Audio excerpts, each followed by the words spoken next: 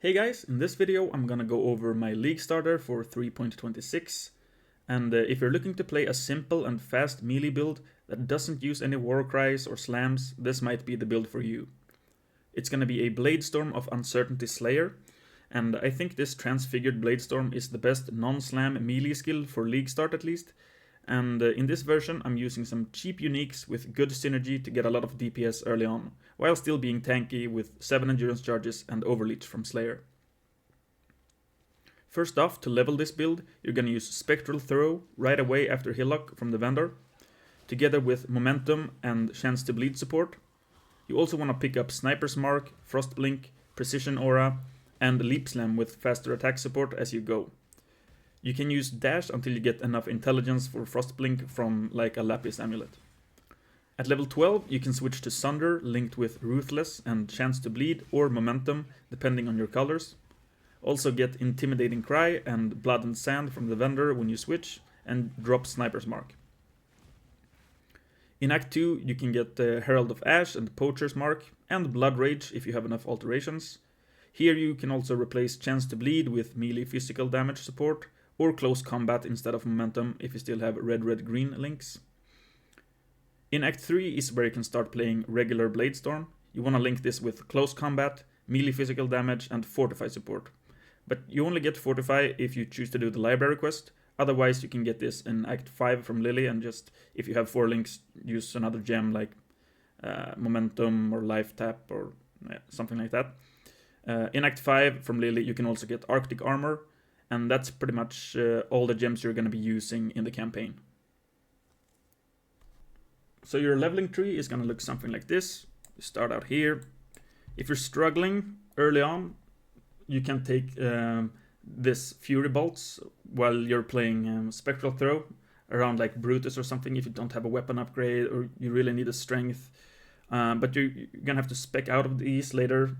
In Act 2 you get some respec points, so you can take that, but you're not going to be keeping it. Otherwise you get strength here and you take some damage here. Move straight to Precise Technique. Make sure your accuracy is higher than your life. You get a little bit of leech here. And then I've got progressive leveling trees all the way. This Fire Mastery is really nice. You get chance to ignite here, so you can pretty much always keep this up on single target.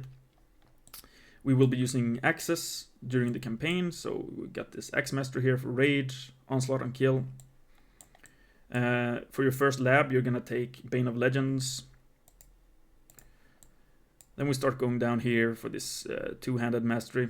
It's pretty good, and you also you probably don't need this accuracy mastery right away, but sooner or later you're gonna have to take it to again keep your accuracy higher than your life.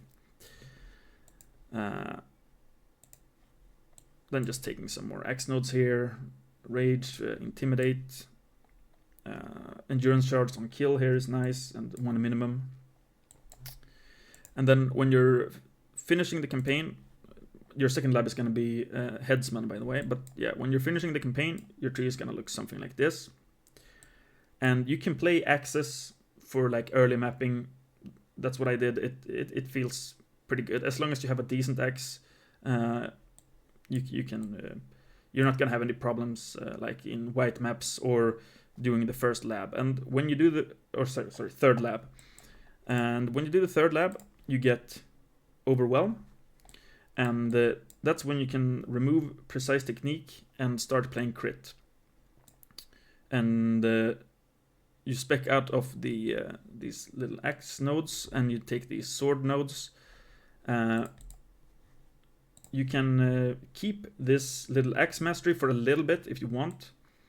You get Onslaught and Kill here, and enemies killed by your hits are destroyed. So we're not going to be playing, or you might not be able to freeze stuff early on, because I have sort of 2 versions of this build here. So on day 1, right away when you're getting into maps, this is the version I recommend.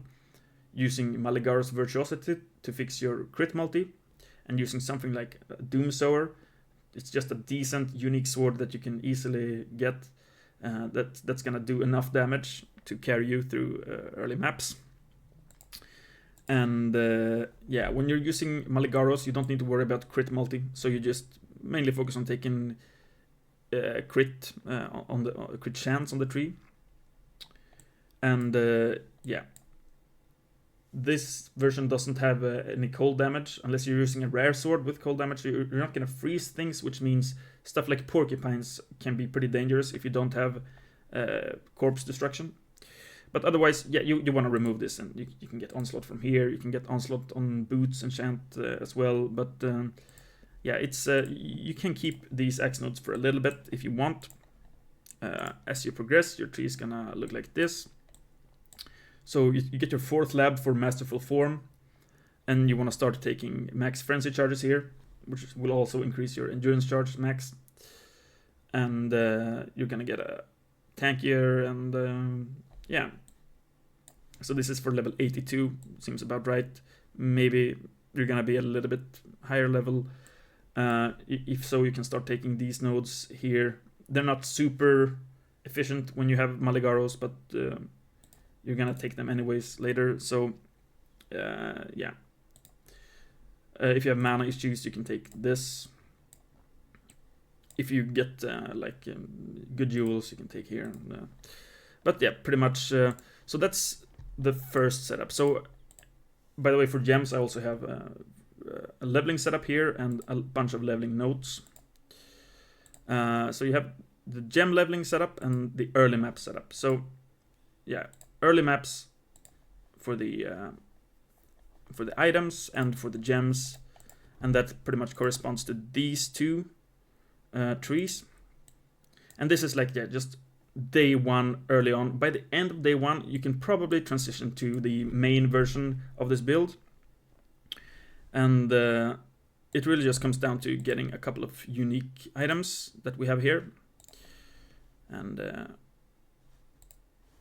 switching then to the level 90 tree and the main setup here. So that's gonna be a Replica Oros with Southbound and the Heatshiver, and then the Wretch. So basically Heatshiver gives you fire damage based on your cold damage. So you want to be like pure cold damage. That's why Replica Oros is pretty cool. It's a very... I've never seen anyone use this sword pretty much, but it does have a ton of cold damage. So does Southbound. So you're getting all that cold damage as extra fire with Heatshiver, but only against frozen enemies. So Southbound helps with that as well. You get increased freeze duration on enemies, 100%. And you also have a downside here. So your hits can only kill frozen enemies. And you're not always going to be consistently freezing. And some enemies have like avoid ailments and stuff like that. So to completely negate this downside, we have the Wretch. And this is a pretty, like, it's just an okay belt. Like, you have some life, some cold resist. But it has 200% of life leech, applies to enemies as chaos damage. And this allows you to finish off instantly anything that isn't killed by your hits. It's just a neat little thing to make sure that it feels smoother. And yeah, you get pretty good damage with this setup, even early on. Heatshiver last league was pretty expensive, but that's because it was a very popular starter build to use it with Frost Blades. In this league, I anticipate it's going to be a lot cheaper. Maybe something like 15, 20 chaos on day 1. By day 2, it should be down to maybe 5 or 10 chaos. But again, that's why we have a completely different setup here to get you through to like 2 stones and tier 16s, which shouldn't really be a problem on that. At least with a 5 link, that should be fine. So yeah, that's the gear setup and the switch. I'll just look a little bit here. So the Bladestorm setup, when you have the Maligaros and the Doomsower, is going to look something like this. Close combat, fortify, melee physical damage, and multi-strike is something you can try if you like it. It changes the feel of the build a little bit. Kind of makes it feel faster.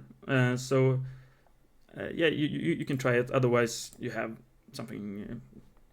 oh, now it didn't change, but you can use, I don't know, increase critical strikes or cruelty or something. But yeah, I think you're gonna want multi-strike as your 5th link on this setup. And on the other setup, the main setup, we have close combat, fortify, and elemental damage with attacks, since at this point you're pure elemental damage. You have Ice Bite, since we're stacking Frenzy charges, it gives a lot of flat cold as well. And then Inspiration. The rest of the gems is like, you have Leap Slam here with Life Tap, Faster Attacks, Endurance Charge on Stun, Precision with Arrogance, Assassin's Mark with Mark and Hit, get your Life Tap and Frost Blink as well. Then you have your Vol Molten Shell, or just a regular Molten Shell if you don't have the Vol. It should be a little bit lower, yeah, level 7 I think. And you have that on your cast when damage taken setup. You can put like more duration here if you want, but you always like struggle with links early on. But yeah, let's say you can put more duration here as well. And then Determination, Flesh and Stone, Herald of Ice, and Blood Rage. You can also, let's say, go into your boots here. So that's for the main setup. Pretty much in the early setup, you just want as much of it as you can. Like, you're using Herald of Ash obviously instead of Cold and or Ice, but otherwise it looks pretty similar. You can use Poacher's Mark as well early on. It's kind of nice for sustain, but yeah, you can switch to Assassin's Mark as well. It's not going to be a massive, but you're playing Poacher's Mark throughout the campaign, so yeah, again, early on, you're always going to have problems with like colors and stuff like that. So there's a little bit more leniency in this setup. But yeah, that's the main setup. One last thing for calculating the Bladestorm damage. So you can have maximum 4 Bladestorms at a time, 3 without quality. So you're hitting with the 4 Bladestorms and the attack. So if you put the settings to Bladestorm and you set count, so you have 4 storms, but then you also have the attack. But the attack actually deals twice, it deals double damage compared to the Bladestorm. It doesn't have this, deals 50% less damage that the Bladestorms does. So you can count 6. The problem is, I'm not sure, maybe when you're actively hitting, it's always refreshing the last Bladestorm, which maybe makes it so that can't hit. So if you put the count to 5, so that's like basically 3 Bladestorms and then the attack hit, which is double. This should be the correct damage calculation, and maybe, depending on how it works, maybe this. So the amount of Bladestorms plus 1, basically, and you're safe to assume that is your DPS. And yeah, I'm gonna make some update videos as the league progresses. I'll probably try to make a Rakiatas version for like pushing tier 17s and Ubers. I was able to do a tier 17 on this setup just for the map slot, but I wouldn't recommend like trying to farm tier 17s with this. We'll see about the tier 16.5s that are coming out. But yeah, Maven and Uber Elders and stuff like that, super easy and smooth T16s. And again, you can do tier 17s, but I don't recommend farming them on this setup. You'll have to wait for the endgame setup with Rakiatas. And yeah, that's pretty much it. Don't want to go on for too long. If you enjoyed this video, please subscribe, and yeah, I'll make some updates for it. And yeah, good luck on League launch.